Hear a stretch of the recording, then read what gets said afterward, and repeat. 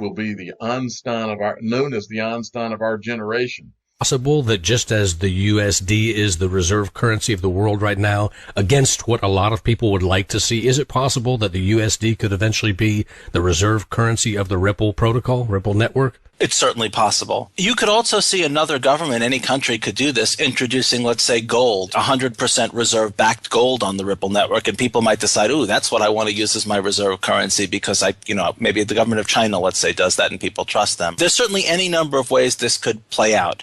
To some extent, Ripple Labs has bet on XRP. Ripple Labs holds an enormous number of XRP, and our primary business model is that they'll appreciate in the future. But of course, there's no guarantee. I see. So now that concept that the US dollar could be the reserve currency of Ripple, of course, you know that people hearing this show and hearing that, if they've not heard that before, talk about ripples, right? Talk about ripples going out. That's going to cause a lot of people to be afraid and to think, wow, we don't want Ripple, because the US government, I'm sure now, since they heard this episode of Bitcoins and Gravy, they're onto it for the first time. They're slow, they're sleeping usually. Now they're going to work as hard as they can to get the US dollar to be the reserve currency of Ripple, and we're back to the same place we were before Ripple and Bitcoin and all of this. What do you say to someone like that? Well, they have to compete in a fair playing field. I believe that we will all eventually, and probably very much sooner than a lot of people understand or think, we will be all at a level playing field, because that's the only way it's fair.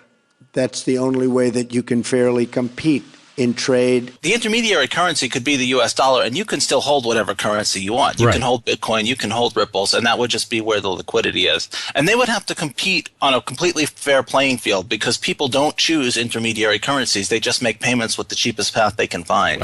So it's going to be competitive, just like it is outside the Ripple network, except people will be able to move more easily between currencies. So if one currency has a small advantage that only affects a narrow group of people, they can still hold that currency without having the large cost that they would normally have to bear from making a different choice. I see. So it does enable more freedom of choice with currency.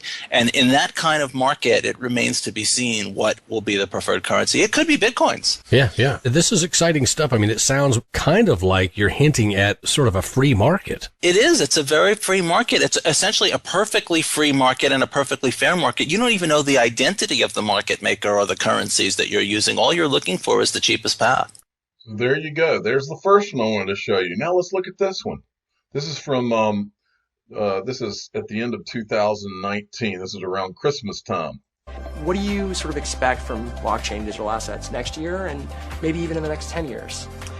Yeah, so to the point about Wall Street and some of the, evolution there, I think in the next year or 5 years, I think we will see more traditional banks legging into the space a little bit more aggressively than they have in the last 12 or 24 months, not just on the blockchain technology side, so not just using blockchain technology to improve efficiencies on, say, trade settlement or reducing fees around broken trades, etc., but actually thinking about using digital assets, building sales and trading desks, building custody platforms, building prime brokerage platforms, full service suite offerings around digital assets.